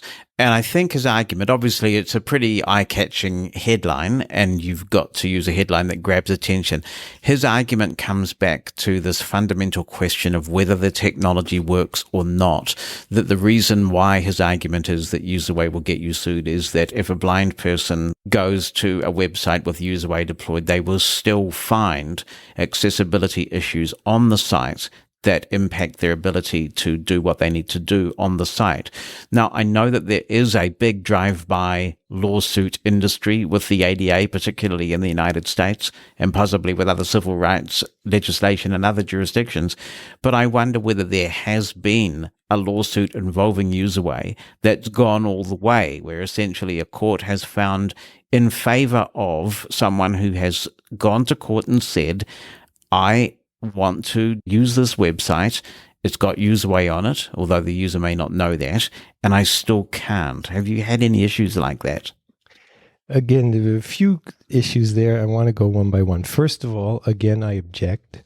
And you said it with a smile as if it's funny, and it's not funny to say that about my company, which employs hundreds of people and helps thousands of websites, and we're trusted in over 1 million websites, to say that you're asking about actual lawsuits. Right. So let's ask the question slightly differently, just to open minds a little bit. You have a website and it gets a lawsuit. What are the chances that it has an automated remediation technology like we've been talking about? Is it greater? Is it likely that the site with the lawsuit has an automated remediation or not? So, or that it has a consultant behind the scenes? So, what's more likely? If the website was fully accessible in the way, say, that a good quality human accessibility professional might make it accessible, the fact that that website is 100% accessible, fully compliant, a joy to use with a screen reader, you're right, that doesn't stop anybody from filing a suit, because frivolous lawsuits are filed all the time. But what you would then expect to happen is that any expert witness would be called in if the case went to trial, and the expert witness would say, this is bumpkin, this is just fiction. This person is being absolutely frivolous because the site is perfectly accessible. Adrian's argument, I don't know him, I've only read his content. My understanding is that Adrian's argument, and what he's trying to paraphrase in that term, which I understand you find offensive, and I completely appreciate why.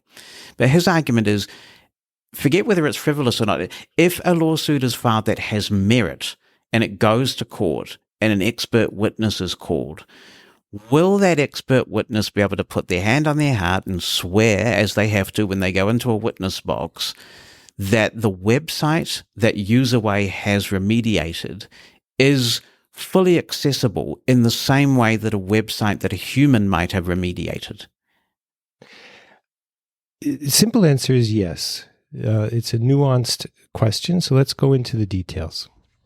The main objection that I have to some of the activists is that they're seeking to simplify what Userway does with one label, because they actually want to eliminate or sharply curtail the use of a certain technology.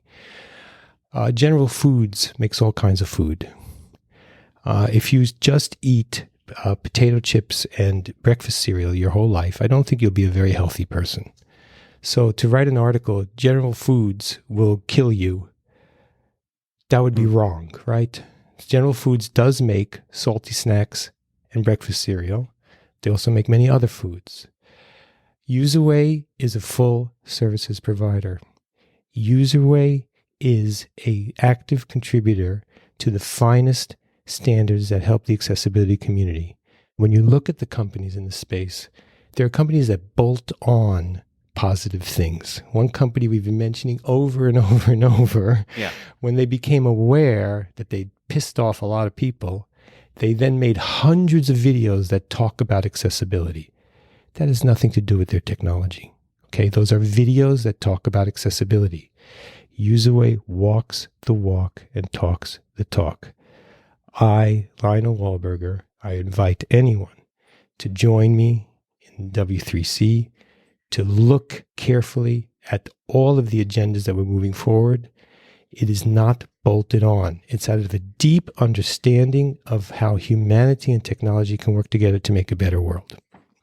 So, to simplify Userway constantly, because we do believe strongly that our customers benefit from having automated detection at the edge, and those customers who wish to use it to have automated remediation at the edge. We do believe in that product. Now, if you're against that product, I support your right to argue against it. And in fact, I'm going to give you the tools. Go to the accessibility at the edge. Go to Google, type accessibility at the edge. You'll see a developing, it's currently called a report. We're going to move it into note status and then standard status. It's a list of everything that can be done at the edge, and then pick out the things you're against. Maybe you're against all of them. Just like WCAG, we're giving you the list. I'm giving you the weapons, let's not say weapons. Let's use it gentler. I'm giving you the tennis racket. Let's go out and play the game, okay? Right. So I just need to start there. This consistent tarring our whole General Foods just because they're selling. And by the way, I'm not sure they sell fresh fruits and vegetables, so maybe it's not the best example. But we also sell the fresh fruits and vegetables as well as the salty snacks. Right.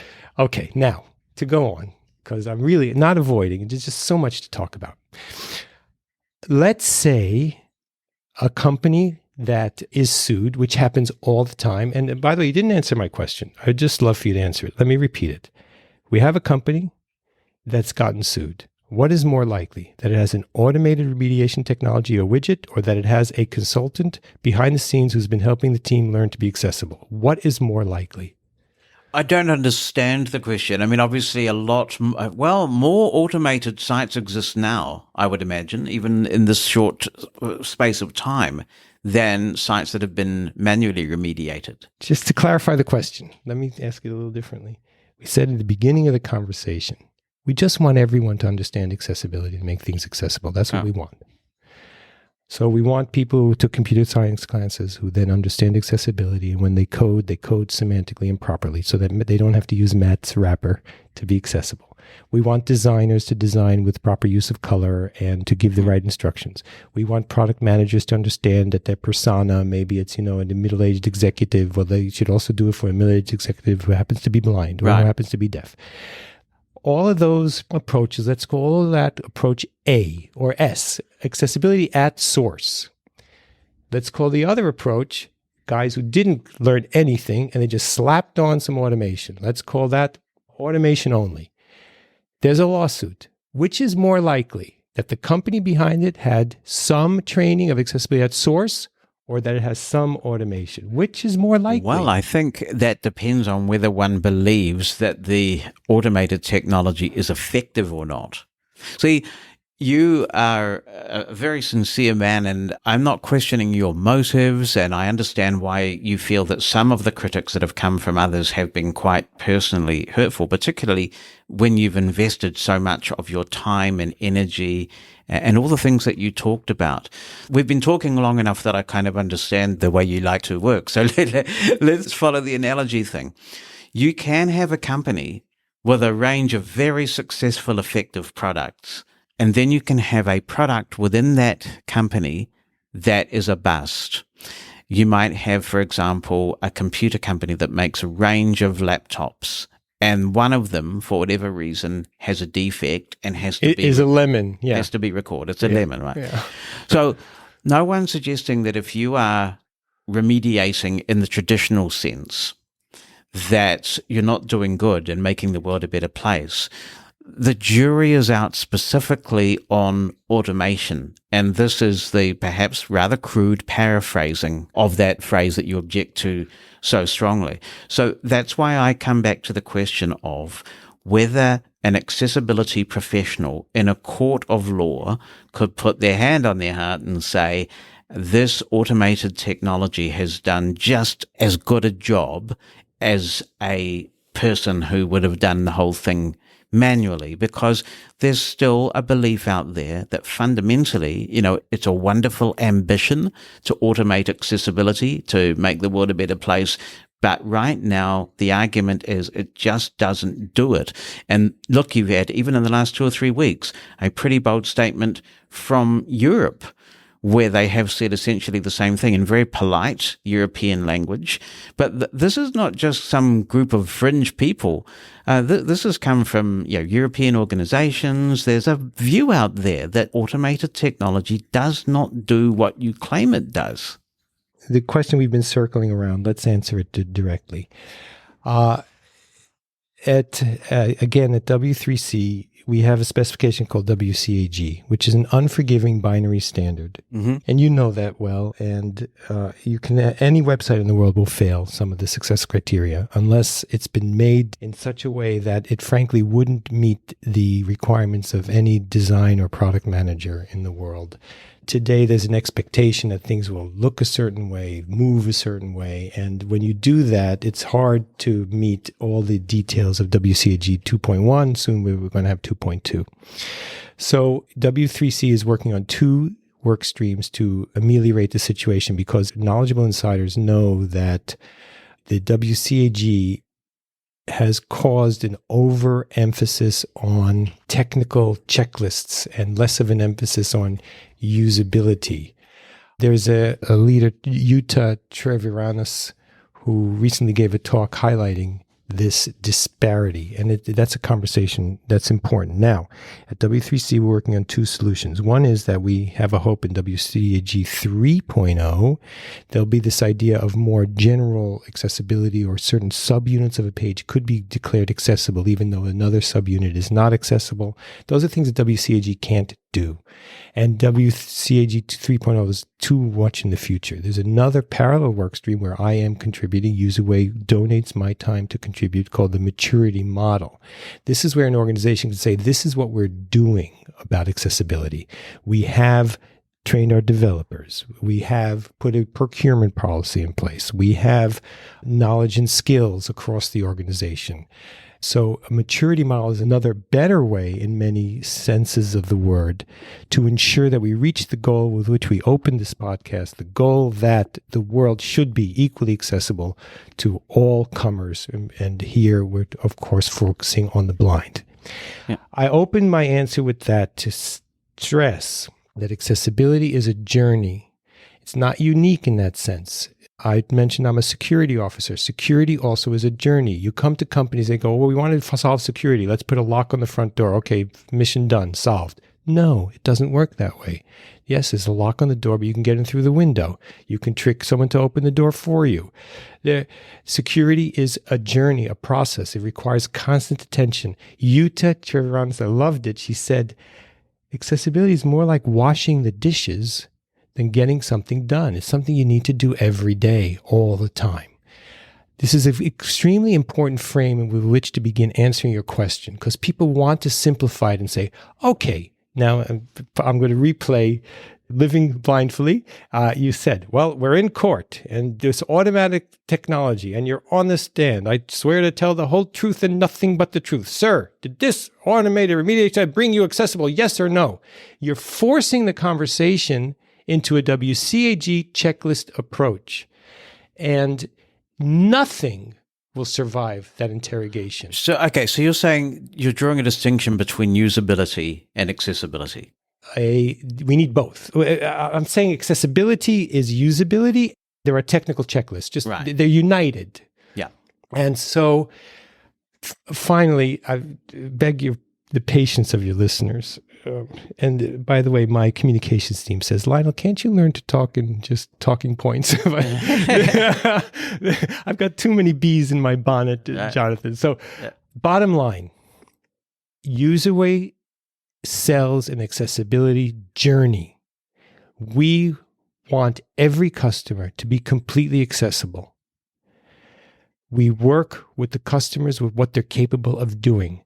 I have multi-billion-dollar companies that I have multi-year contracts with who still will not let me get to purchasing and set the procurement policy, Jonathan, okay? I have billion-dollar companies, to my utter jaw-dropping amazement. They have no developers. Zero. There's no one home. There's nobody to tell them to change the code. So we have to do everything through the JavaScript layer for a company like that. I have companies who are tiny businesses. We've talked about them extensively. So every company has an accessibility journey. One of them might be served with a lawsuit, just like any company on the planet might be served with a lawsuit. We recommend Userway. Userway.org, by the way. I get to plug my company for a moment, Jonathan? Go to userway.org and buy the widget for everything we've discussed. I promise you, that will put you on your accessibility journey. And if, God forbid, you are served with a lawsuit, because you're on a journey, if you've only chosen to enable the automated stuff, our salespeople told you that doesn't solve everything. It solves a lot. It makes it more accessible. But the other thing we're giving you then is we're your partner. And if you happen to get one of these lawsuits, then the first step, we're there for you. You need an accessibility professional when you get one of those lawsuits, because we have to do two things. We have to first determine, is it a copy-paste lawsuit from one of these plaintiffs' firms that honestly doesn't really care about accessibility? They care about their own profit and running up their lawyers' fees, because that's what they're going to earn under the ADA or under whatever state law they're prosecuting under. Or is it a legitimate complaint by a blind person who has actually tried to get your attention and you've been ignoring them? That's a tragedy. And again, when we work with companies, we give them an accessibility statement. We say you have to train your support teams. You have to be sensitive to people who may have disabilities who are having trouble accessing your site. Jonathan, everyone has troubles accessing sites. Sites aren't easy to use by anybody. But we have sensitivity training for support teams. Some lawsuits are really legitimate complaints, and those need to be dealt with immediately. And we are the accessibility provider. That's why you hired us. And yes, we do some stuff automated. That doesn't rule us out. It doesn't make us bad. When someone goes to a website that Userway has assisted to make accessible, it may be then that there is no automation on that website. They may see the buttons at the top, like we talked about on the Motley Fool website, whose primary purpose is to provide color contrast and various options to customize the experience.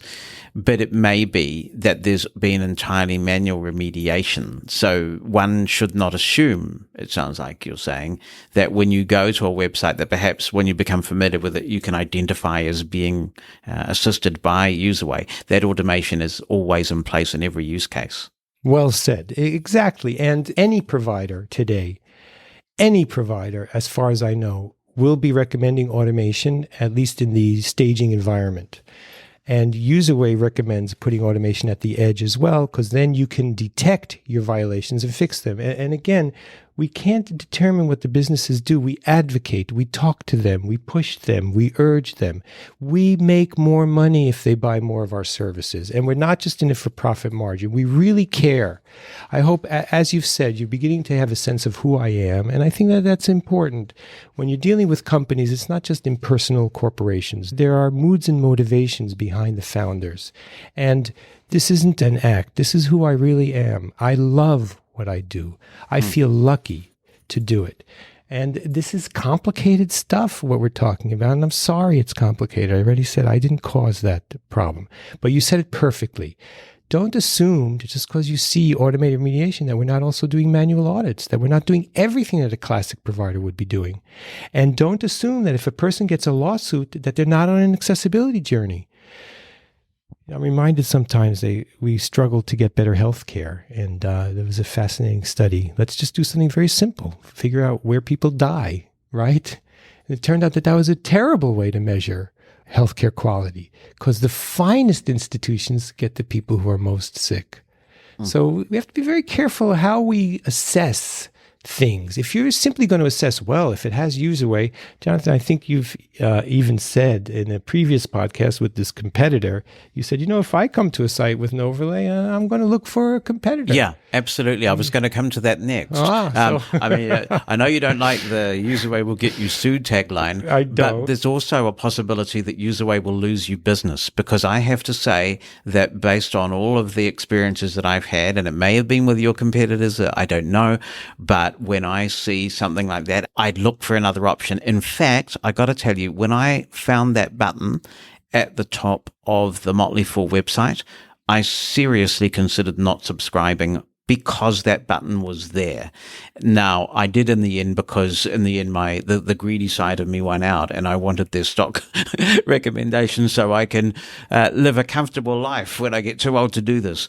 But there's a backlash, Lionel, right? For better or worse, there's now a major PR mess you got to clean up. Well, I guess that's why I'm here. But, but I didn't cause it. I'm sorry to hear that that's how you felt. And I would point out one more thing. In the modern world, there are single grievance groups that decide there's only one issue they care about and nothing else.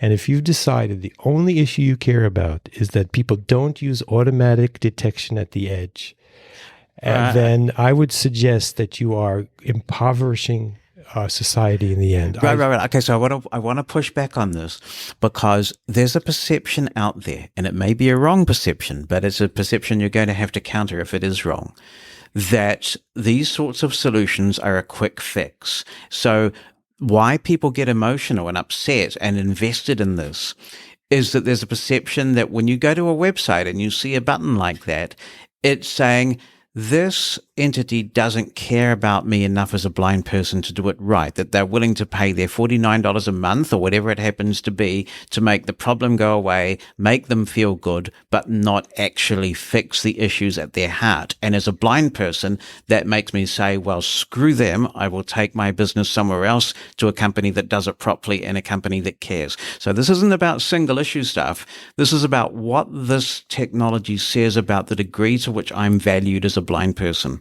First of all, I can't say anything back, because as a blind person, you have obstacles that I don't have, and you are rightly justified to become enraged that certain obstacles are still there. I really have nothing that I can say to that. I would suggest, if we can leave that place of rage and resentment and just consider for a minute what can be done. I mean, imagine if early captions were so awful and were automated. So you'd say, I'm not going to watch any channel that has automated captions. If you had done that, we might not have finally perfected them. They're not perfect yet. They're not perfect, but they're really good. That's how we see the edge technology. It's early days. It's not perfect, but to decide. And we've already honored the fact that you can decide that. This is a free country, democratic. And I've already stated I myself feel society moves forward from passionate arguing of views that can be opposing. But I'm going to argue that to shut down this nascent technology will prevent it from keeping its promise. You already said JAWS itself is now doing computer vision recognition. Yeah. JAWS itself might start doing button looks like a button. Apple's doing that. Why shouldn't Userway do that? Yeah. Why shouldn't we do that too? And you're gonna shut us off because some other company did something crappy 3 years ago? Aren't there two separate questions though? One is, maybe this technology will continue to grow and benefit the community over time. And all technology is a work in progress. You know, we can look back at any piece of technology that we were using 10 years ago, even given the pace of tech, and we can see enormous progress and be grateful for that. I'm old enough now to remember that the only way that I could read print in the 1970s was with a machine the size of a washing machine. Oh gosh. in a dedicated room, and it took forever to boot up. And now we've got amazing technology in our smartphones, in our pockets. So it's incredible, and it will evolve. What we have to determine as a consumer right now, though, when you come across a website that's offering this technology today, is whether it's worth my business. So if I'm paying for a service that is available to me through this technology, and I have the option to pay for a service that does not, this is not a rage thing. This is actually saying, well, I'm likely to get a better quality experience for my hard-won, earned dollars by going for someone who cares about this and doing it properly than using an automated tool. So it's not coming from anger. It's coming from being a savvy consumer and getting the best value for money I can. It's similar to what's happening when the community found out that Elon Musk, for some reason, let an entire accessibility team go. Yeah. That drove the Fediverse. So we're all off to Mastodon. You're going to be on Mastodon? Yes, I'm there. Okay, Why not? Because I'm into sovereign identity and federation. No problem with that. Yeah. So, yes, I can respect that. I guess one major outcome, though, of this conversation would be that people understand now that just because they see Userway on a site doesn't mean that the company is not deeply committed to accessibility at source. Right. People come to us because we have both technologies, Jonathan. And frankly, and this might also be news to your listeners, cooler heads prevail in the community. I can't tell you how many conversations I have. There's a petition out there that people sign that also claims to have facts. I'm not sure how many facts it has. I think it's rather biased, but many people, hundreds of people have signed it.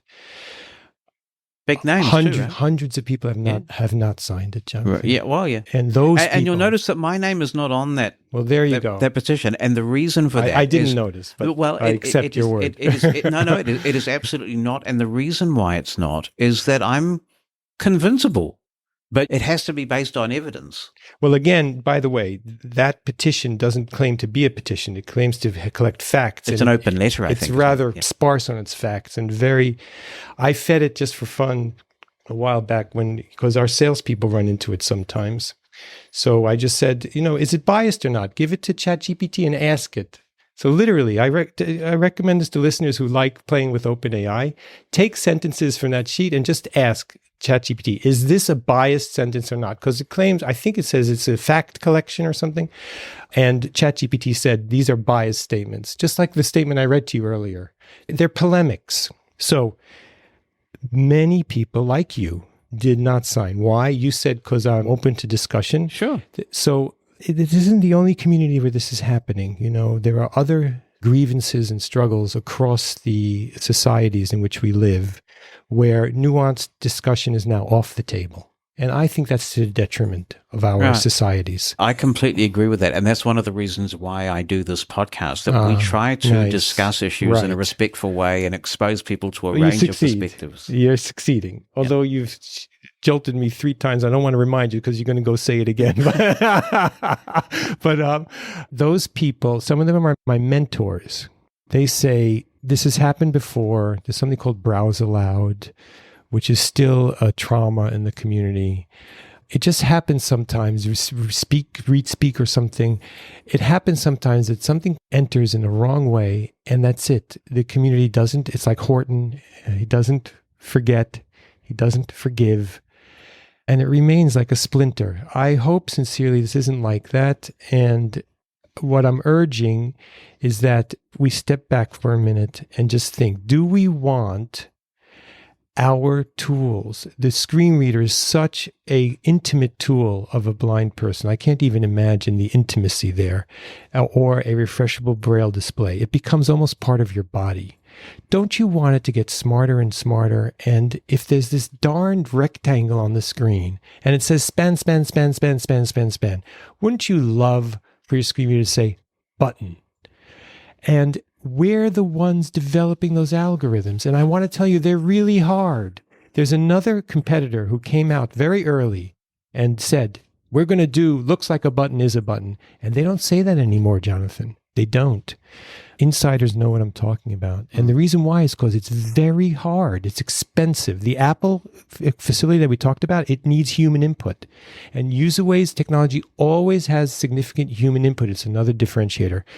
So if you're going to go about your single issue boycott, like I said, I believe in vigorous society and debate. But if we're dealing with trauma, if we're dealing with unreasoned opposition to a technology, I invite people to think again and to visit Accessibility Edge on W3C and to read this developing list of capabilities and just say, do you really object to something looks like a button is a button? Do you really object if we can get together reporting that if something doesn't work, you can report, I'm being blocked because I'm blind? I could not submit this form, reporting API. These are the things listed. Now, it's a long spec because it's like 30, we're up to 52 things we can do at the edge. Are you really going to judge a company that's using these early stage technologies because you think they're lazy? I invite you not to do that because that's not what Userway is about. Having seen the way that technology in this space has advanced, even in the 3 years or so that we've been covering this on and off, it is quite remarkable. I've got the Be My Eyes virtual volunteer feature at the moment. It's in beta and it's using ChatGPT-4 and it's using their image recognition. I was actually able to take a picture the other day of 3 bottles in the shower, just stand back and make sure that all 3 bottles were in the picture. And it gave me an incredibly detailed description of what those bottles were, the order. It knew that I was a blind person, That's of course, amazing. because it said from left to right, these are what these bottles are. It gave a description of the environment as well. And it was absolutely, I posted that to Mastodon actually because it was just such an exceptional experience to get that description. Now, 3 years ago even, that wasn't around. Could I just talk briefly, and we've been talking a while, so I will head towards a close, but I wanted to discuss a limitation that I think we both agree exists in the technology at present that may rapidly be coming to a close, and that relates to image recognition. If, for example, there's a picture on a website of Bonnie with her seeing eye dog Eclipse, older automated vision recognition technology might just say woman with dog, or if you're really lucky, woman with service animal. That doesn't convey what I, as a blind person, really want to know, which is that it's specifically Bonnie with her dog Eclipse. Would you acknowledge that's a limitation at the moment, or are we rapidly getting to a point where that's no longer a limitation? It's a great question.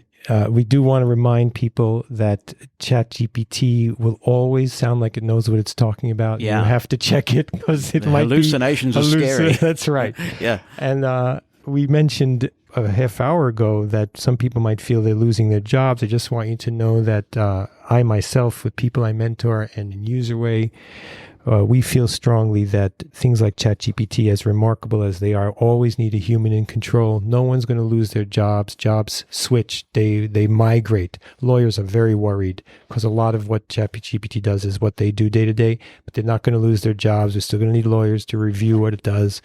I feel that it's just a powerful accelerator of humanity. So computer vision is good at saying woman with dog. And with the new transformer models and large language models, we can also now give some of the context of the page. So if there's woman with dog and it's on a page that says, "Hi, I managed to get to the NFB with Jonathan, but we had to leave Eclipse behind," then the language model would have enough to say woman with support animal maybe, or even Bonnie. Because I'm a privacy nut, I wouldn't want it to do facial recognition and say it is Bonnie. Right. And that's a direction on that. I do also want to point out that the innovation at Userway is ceaseless and remarkable. We've mentioned that AI is challenging, but we released Fix My Code, a new product where people can just enter code and it will suggest what accessibility features or adjustments are missing. You just go to userway.org/fixmycode or fixmycode.ai. So is that specifically for websites? Yeah, that's a website, Fix My Code. Just type fixmycode.ai, I think, and it will bring you to Userway. We're very excited about that. We're the first to release a general large language model that's devoted to code fixes. Right away, some people were deeply excited because it's amazingly exciting. And then as you poke at it, you find its limitations, but we're working on it all the time. We're going to increase its ability to have guardrails and its ability to inform developers of how to do proper coding. And our automated detector, we mentioned Wave, we mentioned automated detectors. Our automated detector gives exact instructions to the developers of how to fix things. It doesn't just detect. If you look in Wave, it says color contrast issue. Our detector says color contrast issue. Here's the tool how to fix it. Here's what you compare. Here's the levels. And that's a simple one, color contrast. We have much more difficult challenges that we also find with our automated detection. So we are passionate about automation in the context of an accessibility journey. A lot of people who require remediation to perhaps change the color contrast already have magnification technology installed on their computer that is doing that, don't they? Yeah, that came up in accessibility at the edge. It's very important. So again, we might have a divided house on what we call the topic of redundant access to functions. Some people feel very strongly, why are you putting, Zoom in your widget? I already have Zoom in the browser. I have Zoom in the operating system, and I've even bought Zoom text. I've got Zoom everywhere. Why are you putting it in one more place? And again, we flagged it. You can now say, I am opposed to overly redundant access to functions if you choose to be, but you can maybe honor the fact that there's never enough access to functions because my mother can't remember where things are. By the way, it's a stereotype saying my mother or my grandmother. I don't mean to go. I literally mean my mother, who's 97 years old. Right. She's one of these people who says, I use Google. She loves Siri. By the way, she named her iPhone Ruth because Ruth said, wherever thou goest, I shall follow. But redundant. So again, I would stress to the community who might be listening, let's figure out what we don't agree on and let's be precise. Let's not try to kill my whole company just because we're doing one thing you object to. Let's be specific and let's figure out how to give transparency and labeling so that you feel comfortable. I think that that's in the end the solution to these things, Jonathan, where you have labeling. Like cars, we've talked about cars. I see the highway out the window and the information superhighway. Cars today, when you buy them, it says how many miles per gallon they get. And you've decided you want a certain number, or you've decided you want electric. The cars are labeled. I support accessibility labeling, but it can't just be Userway has to say, we're doing our manual remediations, we're doing automated. I want all the competitors to do that. Like you said, powered by who? Can we get transparency into our industry? I support transparency. It's how we make a world with billions of people with perhaps differing moods and motivations. Again, the whole purpose of this discussion that we've had is just seeking some sort of assurance that this technology actually really works. And it sounds like, as we get ready to wrap, one thing that listeners can do and help make up their own minds is to go to userway.org, and there is a list there. I've checked that list out of some companies where Userway technology is deployed, and I guess try it out. I suppose what still confuses me a bit is that I'm not necessarily going to be able to tell whether the remediation that you're offering on that site is specifically for low vision users, whether there's anything that automation is working on that might have changed the semantic structure, the heading levels, the way the document is structured. But I do think it might be a very useful thing for that extension I mentioned earlier to have a toggle switch, because I'm very interested in just being able to flick it off, see what the website's like. Matt, and flick if you're listening... Yeah, I've already talked to him about this. Yes, and please put a setting, turn it off for Userway everywhere. I would love that setting. Okay. I hope that you yourself and listeners who have enough of an open mind have heard that we don't have a single mission to bludgeon the world into accepting what we do. We listen. I listen. I am really deeply interested in making this world a success for everybody. That's what I'm about. Another theme that comes up sometimes, and again, I believe this is from our competitors. We had nothing to do with it, but there was this feeling of, well, I'm not going to test it for them for free. And we're not asking that at all. But if you do go to a site that has Userway and something doesn't work, tell us, because we are listening and we will fix it. But that's the thing, you see, unless we go to your website and then go to that site from your website, we may not necessarily know who to tell. I know that's a different challenge, and we've really taxing your listeners, but I could go on forever here. I just want to mention at W3C, we being myself as one of the main drivers in the Accessibility Platform Architectures Working Group to do something called the Reporting API. So that there'll be a standard method to report, I'm having an issue with accessibility. Wouldn't that be great? And then companies can say, we support the Reporting API. And then you don't have to dig around, contact us. And companies really try to hide that, Jonathan, because you can understand that if they have thousands of customers, they get overwhelmed very quickly. And it's like there's nobody to contact. We would love one consistent way to report. I was using a screen reader.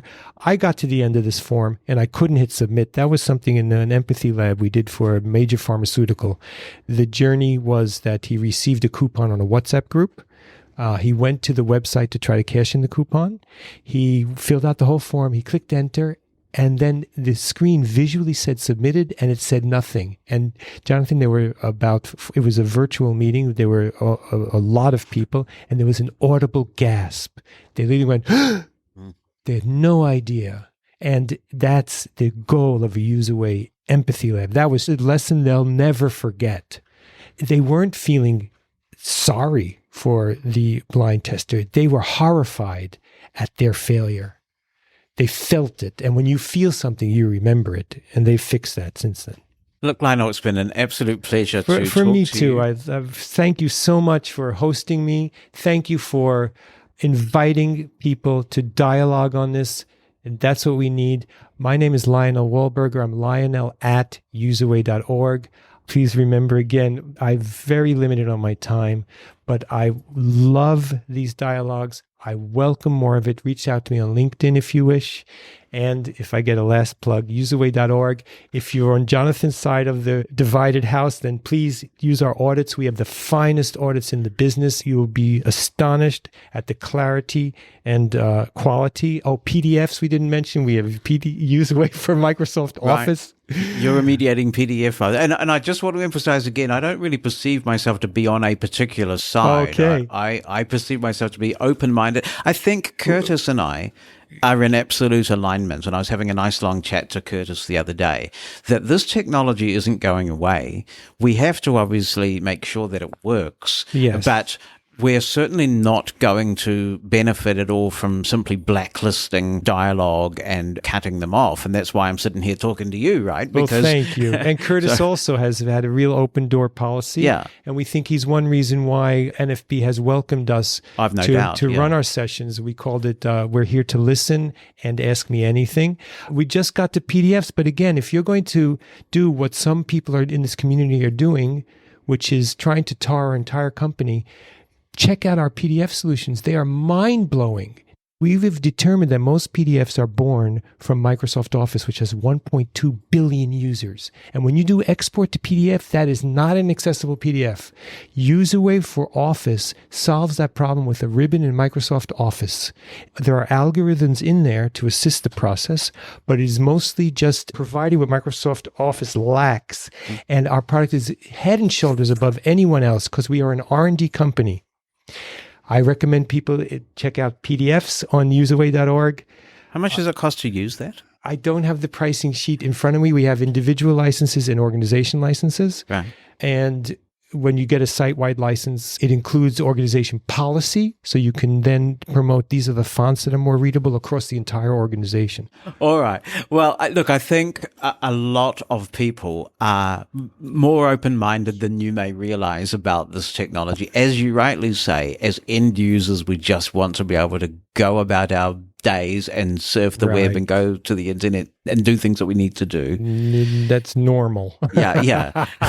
So I have no doubt the dialogue will continue, but thank you very much for Thank you, being Jonathan. here. Thank you, everyone who listens. And listen more to Jonathan. His podcasts are wonderful. Transcripts of Living Blindfully are brought to you by Pneuma Solutions, a global leader in accessible cloud technologies.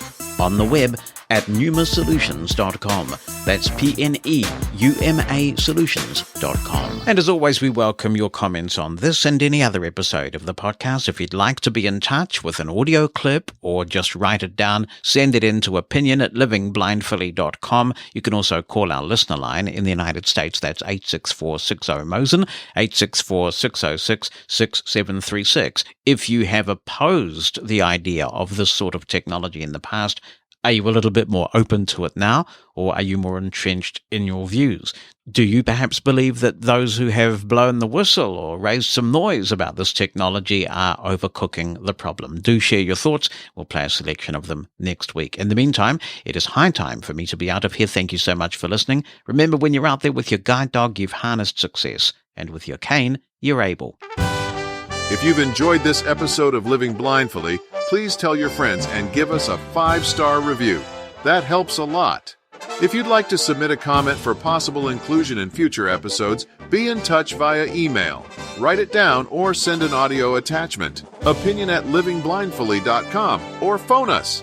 The number in the United States is 86460 Mosen. That's 864-606-6736.